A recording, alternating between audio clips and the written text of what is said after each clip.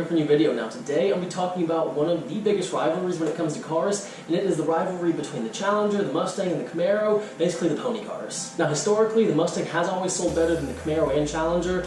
Even now, the Mustang is still on top, and it still has sold, just in 2019, the most units up to date. And typically the Camaro's right there in second, and the Challenger's last. Well, things have changed last year. The Camaro actually fell down to third, and Challenger sold more units than the Camaro, still less than the Mustang, but the Mustang, it is gradually declining, while the Challenger is on a sharp uptick, while the Camaro is on a sharp downtick. But in 2017, the Mustang sold roughly 82,000 units, Camaro was right at 68,000 units, and the Challenger was at 65,000 units. Compared to 2018, the Mustangs, they sold roughly 6,000 less Mustangs in 2017, they're at 76,000. The Challengers, they actually sold considerably more, roughly 3,000 more.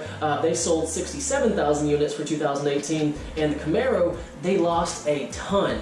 Roughly 17,000 units lost. They sold only 51,000 units in 2018. So, hey, like I was saying, for the Camaros, it's not looking too good. They could be looking at a possible departure like they did in 2002. Challengers, they are selling like hotcakes, while the Mustangs, they're roughly remaining the same, meaning a little bit down right now, but that could be due to like the Mustang tip, the redesign that people didn't like, which, hey, the Mustang still sold pretty decently, considering that people didn't like that reface at all. And the Challengers, they, even though they've stayed with roughly the same body style, they are skyrocketing as far as sales. They are the only pony car that actually sold more in 2018 compared to 2017. That can be due to a few different things. That, for one, it can be due to the very cool cars they're coming out with, like with the Hellcat Red Eye, the Dodge Demon they made last year, the Elephant Crate that they're going to be making. I mean, all this crazy horsepower that they're making, it could be translating to more sales with even like the lower models like the Scat Pack, the RT, and the V6s, because hey, how many people out there think that, you know, they can just go ahead and buy some RT Challenger, you know, soup it up, do heads, cams, and everything, make it roughly as fast as a Hellcat?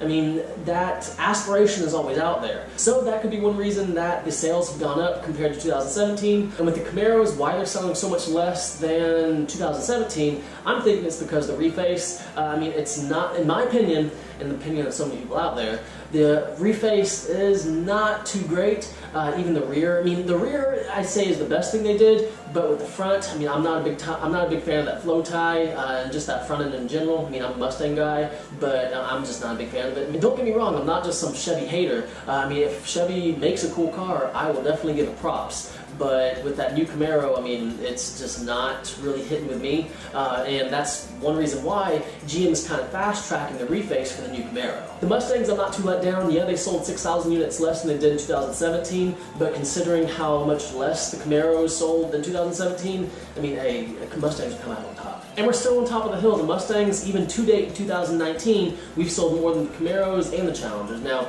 the gap isn't too much. The Mustangs, they're right at 17,000, while the Challengers are at 13,000 for the year, and Camaros, they're still in last place with only 12,000 units sold. So, hey, like I said, it's looking good for the very good for the Challengers. Mustangs don't need to panic, but Camaros, they should be in full panic mode right now because, hey, they already cut it off in 2002.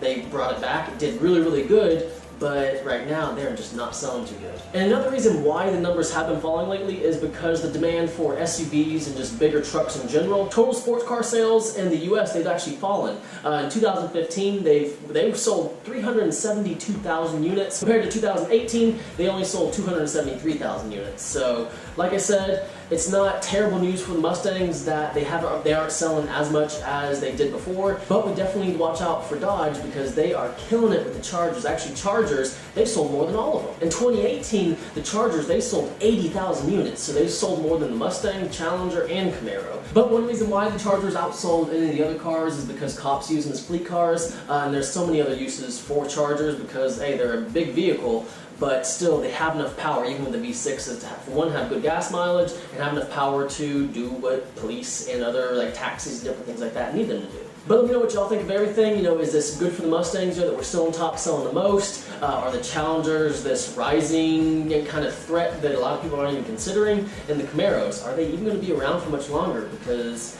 You know, 50,000 units means something's got to change, and considering that they're still in the bottom for 2019 so far, I mean, it's not looking good. But guys, I really do hope you enjoyed this video. If you did, please like it, please subscribe, and as always, have a great day.